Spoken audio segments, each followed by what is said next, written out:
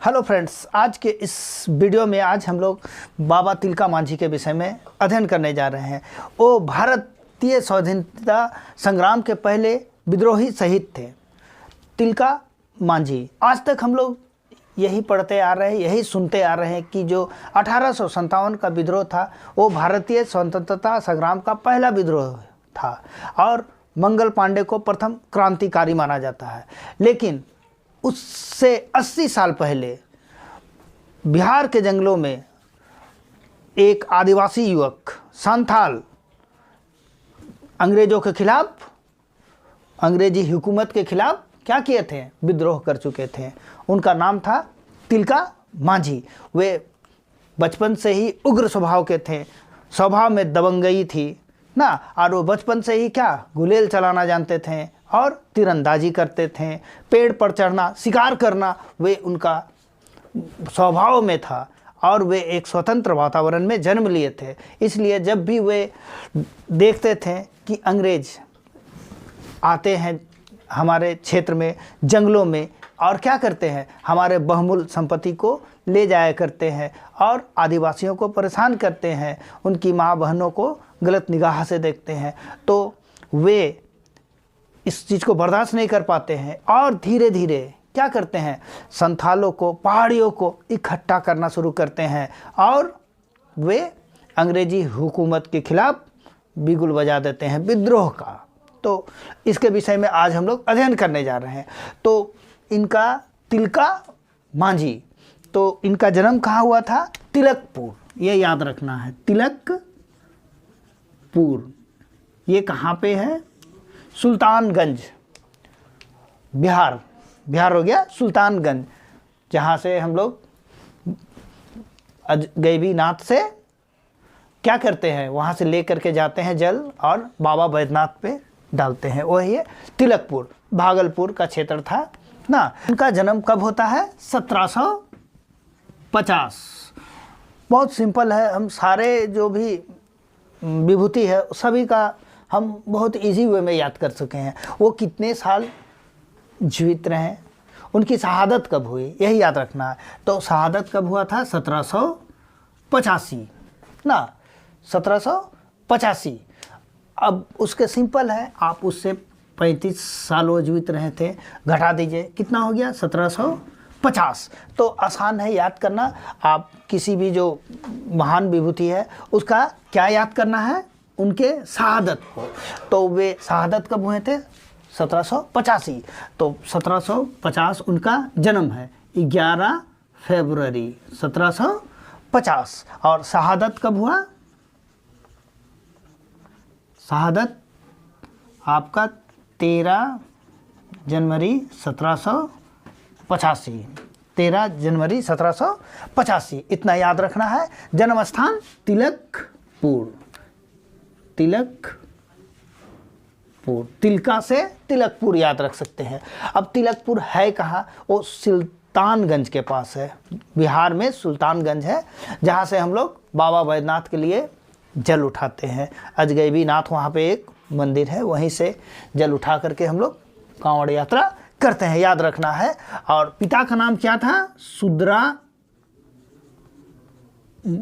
मुर्मू, ये याद रखना है ना। और विद्रोह का केंद्र बनचरी जोर, बनचरी जोर, ये भागलपुर क्षेत्र है, भागलपुर क्षेत्र है ना, ये याद रखना है। अब इनका विद्रोह का स्वरूप क्या था? गुरिल्ला पद्धति का युद्ध करते थे ये, मतलब छिप करके कहीं पे इनकी सेना रहती थी, सेना नहीं, पहाड़िया सरदार सब और संथाल लोग। और एकाएक जब आदमी नहीं जानता रहेगा कि कोई मेरा ऊपर आक्रमण करेगा, उस समय गुलेल और तीर से ये लोग काफ़ी मात्रा में ये लोग आक्रमण करते थे, इतना याद रखना है। अब इनके बहुत सारे उपनाम हैं, उनको हम लोग जानना कोशिश करते हैं। तो इनका ओरिजिनल नाम था जाबरा पहाड़िया, जाबरा पहाड़िया, ऐसे पहाड़िया तो बोला जा रहा है। लेकिन ये जो तिलका मांझी थे वो संथाल थे कि पहाड़िया थे, इस विषय में इतिहासकारों में मतभेद है। लेकिन ये संथाल ही थे। बहुत सारे जो साहित्यिक स्रोत है उससे पता चलता है। और जबरा मुर्मू भी कहा जाता है। मुर्मू से साफ पता चलता है कि कौन थे, संथाली थे, उनका गोत्र ना। और इसका दूसरा नाम भारत का आदि विद्रोही, भारत का आदि विद्रोही। ये जो थे, आदि मतलब आदिवासी ना, तो भारत का आदि विद्रोही क्यों कहा गया है, उसका एक ही कारण है, ये आदिवासी थे और अंग्रेजों के खिलाफ सबसे पहला विद्रोह करने वाले यही तिलका मांझी थे, इसलिए इन्हें आदि विद्रोही कहा जाता है। तिलका मांझी इनका वास्तविक नाम नहीं था, लेकिन ये अंग्रेजों के द्वारा दिया गया नाम है। तिलका इसलिए कहा जाता है क्योंकि ये इनका जन्म कहाँ हुआ था, तिलकपुर में, वहाँ से तिलका। और मांझी इसलिए कहा जाता है, मांझी संथाल जनजाति में एक जो प्रशासनिक प्रमुख होता है उसको मांझी कहा जाता है, इसलिए इसे तिलका मांझी भी कहा जाता है।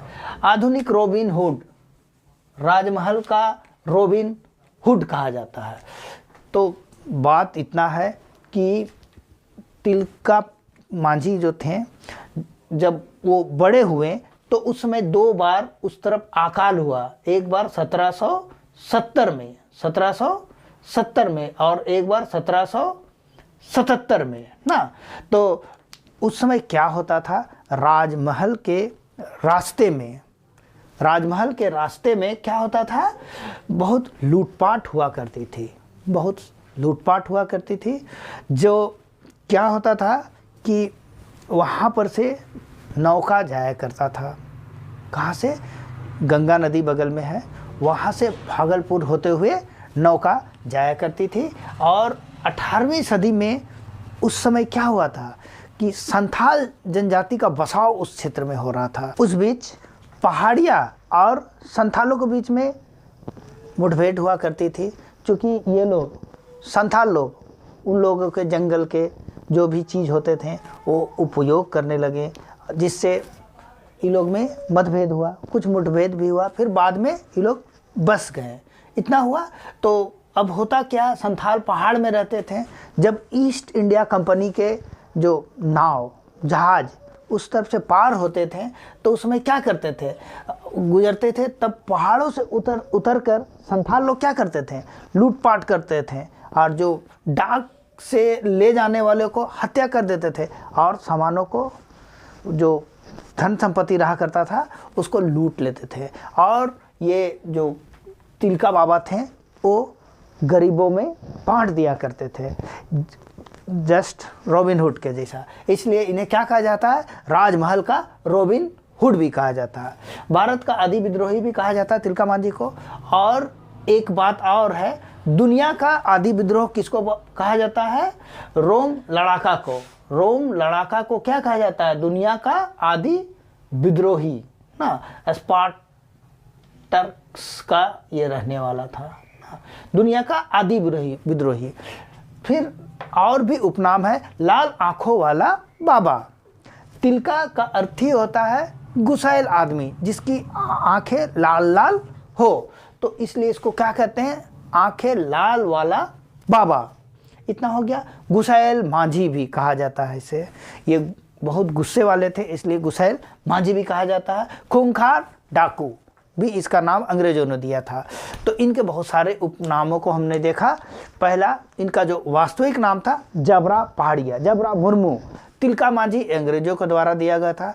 और राजमहल का रॉबिन हुड, राजमहल का रॉबिन हुड। और आंखें लाल वाला बाबा, आंखें लाल वाला बाबा गुसैल मांझी और खूंखार डाकू, इस तरह के नामों से उन्हें संबोधित किया जाता था। अब होता क्या है, तिलका मांझी उस समय थे जब भारत में बक्सर का युद्ध हो चुका था। भारत में बक्सर का युद्ध जैसे हुआ, उस समय क्या हुआ, अंग्रेजों को बंगाल की दीवानी प्राप्त हो जाती है। अब वे टैक्स लेना शुरू करते हैं, उस प्रकार अत्याचार भी शुरू होता है। और उस समय वारेन हेस्टिंग्स जो गवर्नर थे, वारेन हेस्टिंग्स, उनका कार्यकाल रहता। इनका कार्यकाल कब साहब 1773 से 1785। अब उस क्षेत्र जो भागलपुर क्षेत्र है, आज जो संथाल परगना है, उसमें भी शामिल हुआ करता था। गोड्डा, साहेबगंज, पाकुड़, फिर देवघर, वो सारा चीज़, गोड्डा, ये सब। तो उस समय राजमहल की पहाड़ी क्षेत्र भी भागलपुर के अंतर्गत ही आया करता था। तो अब ये अत्याचार, जो टैक्स लेना ना, जंगल के जो भी कीमती बेशकीमती सामान है उसको अनैतिकपूर्वक अंग्रेज़ों के द्वारा ले लेना, ये सारा काम हुआ करता था ना। तो उस समय हेस्टिंग्स जो थे, इस क्षेत्र में 800 फौज के साथ, 800 फौज के साथ किसको भेजते हैं? कैप्टन ब्रुक को भेजते हैं ना। और वे कैप्टन ब्रुक जो रहते हैं काफ़ी अत्याचार करते हैं संथाल और पहाड़ियों को। ये बहुत 2 साल तक लगभग करते हैं। फिर कौन आते हैं? जेम्स ब्राउन आते हैं। जेम्स ब्राउन इस क्षेत्र में आते हैं, उसको भेजा जाता है। फिर 1784 में कौन आते हैं? राजमहल क्षेत्र में आते हैं ऑगस्टस क्लीवलैंड आते हैं ना। 1773 में 1773 में आते हैं। ये गलती हो गया था ना। ये बहुत चतुर, चालाक और उत्साही थे। इतना हो जाता है। अब क्या होता है, अब देखना यही है कि हम लोगों ने तो बहुत सारे चीज़ों को पढ़ा, ये हम लोग जानते हैं। मंगल पांडे के विषय में बहुत सारे किताबों में लिखा हुआ है, लेकिन तिलका मांझी के विषय में उतना ज़्यादा नहीं मिलता है। तो हम लोग इसके स्रोत क्या हैं? तो साहित्यिक स्रोत इनका बहुत सारा तो नहीं है, लेकिन कुछ कुछ जगह में साहित्यिक स्रोत हैं। तो इसमें एक जो भारत महान लेखिका महाश्वेता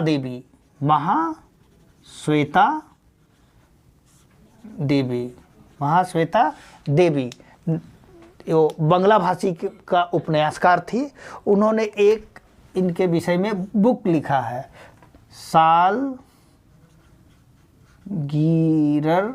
डाके, साल के पत्ते का बुलावा। इसमें महाश्वेता देवी ने इनके विषय में, इनके कामों को, इनके विद्रोह को बारे में बहुत ही अच्छा से जानकारी दी है ना। नाम पुकारा जाता है। और भी एक है महाश्वेता देवी जो है, इनका बिरसा मुंडा का भी जीवनी को लिखने वाले वही है। और उनका नाम था अर्नेयर, किताब का नाम अर्नेयर अधिकार, जंगल का अधिकार में बिरसा मुंडा के बारे उन्होंने लिखी है। और भी एक व्यक्ति थे राकेश कुमार सिंह। महाश्वेता देवी ने सालगिरह डाके में इस बात का जिक्र किया है कि ये जो तिलका मांझी थे वो कौन थे? एक मुर्मू संथाली थे। इस विषय में जिक्र किए हैं। राकेश कुमार सिंह जो थे भी एक बुक लिखे हैं, हूल पहाड़ियाँ, जो 2012 में ये बुक प्रकाशित हुआ था। उसमें भी इन्होंने इसके विषय में काफ़ी अच्छा से वर्णन किया है। तो हम लोगों ने साहित्यिक स्रोत को देख लिया कि महाश्वेता देवी एक ऐसी उपन्यासकार थी बंगला की, जो तिलका बाबा के विषय में उन्होंने उसके विद्रोह को, उनके जन्म, उनके कार्यकलाप को पूरी अच्छी तरह से उन्होंने अपने उपन्यास के माध्यम से लोगों को बताया। अब हो जाता है कि ये जो क्लीवलैंड जो आते हैं, कब बन करके? पुलिस अधीक्षक राजमहल का 1773 में पुलिस अधीक्षक ऑगस्टस क्लीवलैंड। ये काफ़ी चतुर थे, बुद्धिमान थे, टैलेंटेड थे। तो सबसे पहले उस क्षेत्र का अध्ययन करते हैं। अध्ययन करने पर वो यही पाता है कि वो जो जगह है संथाल, भागलपुर क्षेत्र, वहाँ पे संथाल और पहाड़ी जनजाति लोग काफ़ी बसे हुए हैं। पहाड़िया जनजाति की जनसंख्या कुछ कम है, लेकिन संथाल जनसंख्या में कुछ ज़्यादा हैं। तो और जो पहाड़ियाँ जो थी वो पहाड़ की चोटी पर रहते थे और संथाल ये नीचे रहा करते थे पहाड़ के तराइयों में। तो दोनों में मुठभेड़ हुआ करती थी। कारण यही था कि वहाँ के स्थानीय निवासी, अस्थाई निवासी कौन थे? ये पहाड़िया लोग थे। लेकिन जो संथाल थे वो किस तरफ से आए थे? चाय चंपा, भागलपुर क्षेत्र या हजारीबाग क्षेत्र जो है उस क्षेत्र से ये लोग चाय चंपा आए थे। जब वहाँ पर तुगलक की सेना ने आक्रमण उन लोग पर किए थे, वो लोग आ गए थे, इस तरह बच गए थे। वो लोग जो पहाड़ियों के संसाधनों को यूज किया करते थे, जिसके कारण मुठभेड़ हमेशा हुआ करती थी। तो उन्होंने अब फूट डालो और राज करो की नीति को अपनाया। सबसे पहले आते ही उन्होंने 9 महीने के अंदर में 47 पहाड़िया सरदार को अपने पक्ष में कर लेते हैं। 47 पहाड़िया सरदार को अपने पक्ष में करते हैं। 1300 जो धनुर्धार रहते हैं, धनुर्धर जो तीर चलाते हैं, उसको अपने समर्थक बना लेते हैं। तो 47 पहाड़िया सरदार में उसका जो कैप्टन जाडराह रहता है, जौराह भी कहीं कहीं लिखा रहता है ना, या जाडराह भी कहीं लिखा हुआ है, वो लोग को पूरा मैसेज देते हैं क्लीवलैंड को। और यहीं पर से और भी कुछ होता है। ये जो भी सरदार थे, जो भी अंग्रेज़ों के समर्थक बने थे, जो पहाड़िया लोग, उनको ये लोग टैक्स फ्री कर देते हैं, कर मुक्त कर देते हैं। और जो बाकी जो जनजाति है वो इससे वंचित रह जाते हैं। तो एक अवसर मिलता है तिलका बाबा को, तिलका मांझी को अवसर मिलने के कारण वो क्या करते हैं, सभी को बताना शुरू करते हैं कि क्या हम में और वो जो पहाड़िया सरदार है उनमें अंतर है क्या, अभी समानता तो दिख नहीं रहा। तो इसके लिए वो इकट्ठा होने लगते हैं। और सबसे बड़ी बात है कि जो ये विद्रोह हुआ उसमें महिलाओं का भी काफ़ी हाथ रहने लगता है। लोग स्वाधीनता को स्वीकार करने लगते हैं। और क्या होता है, अब महिलाएं आने लगी। आप स्वतंत्रता संग्राम में देखेंगे तो बहुत दिन के बाद महिलाएं इस पर शामिल होने लगती है। लेकिन ये तिलका मांझी जो तिलका विद्रोह था उस समय ही महिलाएं काफ़ी मात्रा में आने लगी थी। और अंग्रेज अब परेशान होने लगे क्या नीति से, उनकी गुरिल्ला पद्धति के जो लड़ाई करने का तरीका था, वो छुप के कहीं बैठे रहते थे। और जब समझ में भी नहीं आता था उस समय गुलेल और तीर के माध्यम से अंग्रेजी सेना को हताहत कर देते थे। ईस्ट इंडिया कंपनी के जो भी सैनिक थे उससे बहुत ही डर रहे थे। अब क्लीवलैंड भी डरने लगे। अब क्या होता है कि उनको 1770 और 1777 में अकाल पड़ता है। उस समय भारी लूटपाट भी उन्होंने करते हैं, शाही खजानों को लोग नुकसान करते हैं। ये एक पॉइंट हो जाता है वो क्यों क्लीवलैंड उन लोग को मतलब पकड़ना चाह रहे थे। अब आता है 1778 में, 1778 में रामगढ़ कैंट को भी उन्होंने लूटा और उससे मुक्ति दिलाई। हो गया। और भी एक है 1784 में भागलपुर पर भी लूटपाट होता है। भागलपुर पर लूटपाट कौन कराते हैं? तिलका मांझी। इन सभी से वो लोग बहुत ही परेशान हो जाते हैं। अब क्या करते हैं कि अंग्रेज अभी चुआर विद्रोह से भी जो पनपा था उससे वो उस पर क्या बोलेंगे अंकुश नहीं लगा पाए थे। चुआर विद्रोह कब हुआ था? 1764 में चुआर विद्रोह हुआ था। अब उनके पास ये एक नई मुसीबत आ जाती है। तो अब क्या होता है, अब क्लीवलैंड जौराह के मदद से तिलका मांझी पर नज़र रखने लगते हैं। उनकी जो भी एक्टिविटी है उस पर नज़र रखते हैं। ये जो तिलका विद्रोह को हमें दबाना है। अब ये जो तिलका मांझी का जो विद्रोह था उसका होने का कारण क्या था? सबसे पहला जो असमानता ना, वो पहाड़ियों लोग से टैक्स फ्री कर देते हैं और इन लोग से टैक्स लेते हैं, मतलब ना हो गया। और दूसरा उस समय विद्रोह का प्रमुख कारण था सिक्का का प्रचलन। सिक्का का प्रचलन, कॉइन्स आ गया था उस समय तक ना। तो व्यवसाय का पारंपरिक तरीका था आदान प्रदान उस समय तक। लेकिन अंग्रेज़ों ने सिक्का का प्रचलन शुरू कर दिया और स्थानीय जमींदारों के मदद से लोगों को इस पर ज़बरदस्ती सिक्कों का प्रचलन पर जोर देने लगा। पहला हो गया। दूसरा अकाल के समय में जो 1770 और 1777 में 2 बार अकाल हुआ, उस समय भी अंग्रेज अपनी नीति से बाज नहीं आते हैं। ज़बरदस्ती लोगों से कर लेते रहते हैं, लोग भूखे मर रहे हैं, लेकिन उसको कोई भी ही नहीं रहता है कि इसको क्या सपोर्ट किया जाए ना। अब विलासिता के सामान सब जो भी रहता है, विलासिता की सामग्री बाजार में आने लगता है, विलासिता की सामग्री एवं फैशन के सामान सब, और लोगों पर ज़बरदस्ती उसे यूज करने के लिए प्रेरित करना पड़ता है ना। अब दूसरा, जनजातीय भूमि को कब्जा कर लिया जाता है। जनजातीय भूमि और फसलों पर परंपरागत अधिकारों के लिए यह विद्रोह होता है। तो सिक्कों का प्रचलन इसमें प्रमुख है, और अकाल और जो कर, इसके कारण ये विद्रोह होता है। अब जौहरा के मदद से क्या करते हैं, क्लीवलैंड उस पर अंकुश लगाने लगते हैं, और अंकुश लगाते लगाते क्या होता है, एक दिन पता चलता है कि क्लीवलैंड, अगस्टस क्लीवलैंड कहीं जाने वाले हैं। अब होता क्या है, ये तिलका मांझी ताड़ के पेड़ पर छुपे रहते हैं चढ़ करके, और अपनी जो नुकीले बाण रहते हैं उस पर जहर पिलाए रहते हैं और घात लगाए बैठे रहते हैं। और जब उस रास्ते से क्लीवलैंड रात के समय में पार होते रहते हैं तो उन्होंने अपने धनुष के अचूक निशान से उसको मार डालते हैं। और वो दिन रहता है 13 जनवरी 1784, यही 13 जनवरी 1784, और उसके एक साल बाद 13 जनवरी 1785 में इन्हें फांसी दे दिया जाता है। अब क्लीवलैंड की तो मृत्यु हो जाती है, अब अंग्रेज सरकार हताहत हो जाते हैं। अब उनके स्थान पर आयरकुट को भेजा जाता है, आयरकुट को भेजा जाता है। वो भी बहुत ये थे, चालाक थे, चतुर थे। अब वो घेराबंदी शुरू करते हैं उनके विरोध में। और तिलका मांझी के जो समर्थक कौन कौन थे, पहाड़िया जो लड़ाके थे वो लोग थे, लेकिन जो पहाड़िया सरदार थे वो अंग्रेज़ों के समर्थक थे।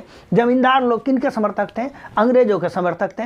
अब वो एक बार ये लोग जौहरा के मदद से पता चलता है कि तिलका मांझी कहीं छुपे हुए हैं, तो वहाँ पर जा कर के ये आक्रमण करते हैं। तो क्या होता है, लेकिन भाग जाते हैं तिलका मांझी, बच करके चले जाते हैं। लेकिन बहुत जो सरदार थे जो वो लोग हताहत होते हैं, उनकी मृत्यु होती है। लेकिन ये चले जाते हैं सुल्तानगंज की पहाड़ियों पर।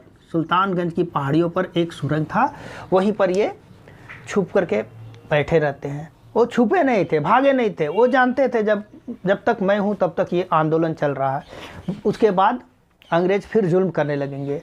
ये वीर थे, ये छुपने के लिए नहीं गए थे, और वे वहाँ योजना बनाने गए थे बंसरी जोर में। अब क्या होता है, वो लोग ये पहाड़ जो है सुल्तानगंज पहाड़ियों को चारों ओर से घेर लेते हैं, घेर करके बैठे रहते हैं। लेकिन जीवन जीने के लिए तो कुछ राशन की ज़रूरत पड़ती है। अब वो सारा चीज़ बंद हो जाता है। तो एक दिन मजबूरी में 3 दिन 4 दिन बिना खाए रह सकता आदमी, लेकिन एक दिन वो उसका जो हौसला रहता है काम करना छोड़ देता है। अब बाबा तिलका मांझी वहाँ से बाहर निकलते हैं और वो पकड़ा जाते हैं।